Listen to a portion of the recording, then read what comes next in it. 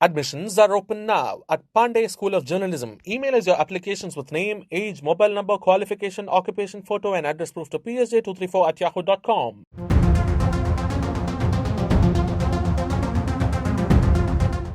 Austria, Italy, India ஆகிய 3 நாடுகளும் இந்த ஆண்டு ஃபேஸ்புக், கூகுள் போன்ற பல இன்டர்நெட் நிறுவனங்களின் வர்த்தகத்தில் கிடைக்கும் வருமானத்திற்கு டிஜிட்டல் சேவை வரியை விதித்துள்ளது.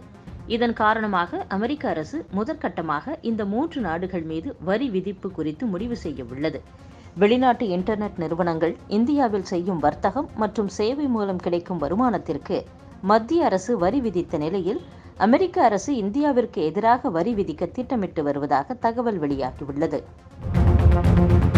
பிரபல இன்றைய முடிவில் ரிலையன்ஸ் இண்டஸ்ட்ரீஸ் நிறுவனத்தின் பங்கு விலை 3.72% வீழ்ச்சி கண்டு 1899.20 ரூபாயாக முடிவடைந்தது. இதே மாதத்தில் இந்த பங்கின் விலை 8% மேல் வீழ்ச்சி கண்டுள்ளது. அக்டோபருடன் முடிவடைந்த காலாண்டில் ரிலையன்ஸ் இண்டஸ்ட்ரீஸ் நிறுவனத்தின் நிகர லாபம் 15% வீழ்ச்சி கண்டு 9,567 கோடி ரூபாயாக சரிந்ததன் காரணமாகவே பங்கு மதிப்பில் சரிவை கண்டுள்ளதாக சந்தை நிபுணர்கள் கூறுகின்றனர். அமெரிக்க அதிபர் டொனால்ட் டிரம்பின் சீனா மீதான வர்த்தக கட்டுப்பாட்டு அறிவிப்பால் சீனாவில் இருந்து வெளியேறிய மிக முக்கியமான நிறுவனங்களில் ஒன்றான ஆப்பிள் சீனாவில் இருந்து சுமார் 9 ஸ்மார்ட் போன் தொழிற்சாலைகளை இந்தியாவிற்கு மாற்றியுள்ளது. 23வது பெங்களூரு டெக் மாநாட்டில் பேசிய மத்திய ஐடி மற்றும் தொலைத்தொடர்புத்துறை அமைச்சர் ரவிசங்கர் பிரசாத், இந்த கொரோனா காலத்திலும் அமெரிக்காவின் முன்னணி டெக் நிறுவனமான ஆப்பிள் சுமார் 9 ஸ்மார்ட் போன் உற்பத்தி தளங்களை தனது உற்பத்தி நிறுவனங்களோடு சீனாவில் இருந்து இந்தியாவிற்கு மாற்றியுள்ளது என்று கூறியுள்ளார். ரிலையன்ஸ் ஜியோ நிறுவனத்தில் முதலீடு செய்து வந்த நிறுவனங்கள் பல ரிலையன்ஸ் சில்லறை வர்த்தகத்திலும் முதலீடு செய்துள்ளன. ரிலையன்ஸ் இண்டஸ்ட்ரீஸ் அர்பன் லேடர் நிறுவனத்தை கைப்பற்றியதன் மூலம் ஆன்லைன் பர்னிச்சர் துறைக்குள் நுழைவதால் இத்துறையை சார்ந்த மற்ற நிறுவனங்களுக்கு போட்டியாக இருக்கும் என்று எதிர்பார்க்கப்படுகிறது. ஆன்லைன் பர்னிச்சர் சந்தையில் தற்போது பிளிப்கார்ட், அமேசான், பெப்பர்ஃப்ரை உள்ளிட்ட பல நிறுவனங்கள் ஆதிக்கம் செலுத்தி வரும் நிலையில் அர்பன் லேடர் நிறுவனம் பின்னடைவை சந்தித்தது. ஆன்லைன் ஆர்டர் மூலம் பால் விநியோகம் செய்யும் மில்க் பாஸ்கெட், ஆன்லைன் மருந்து விற்பனை நிறுவனமான நெட்மெட்ஸ், பெண்களின் உள்ளாடை விற்பனை நிறுவனமான ஜிவாமே உள்ளிட்ட நிறுவனங்களையும் முகேஷ் அம்பானி வாங்க உள்ளதாக சமீபத்தில் தகவல்கள் வெளியாகின. இது அமேசான் மற்றும் வால்மார்ட்டுக்கு பிற்காலத்தில் சரியான போட்டியாக மாறும் என்று வல்லுநர்கள் கூறுகின்றனர்.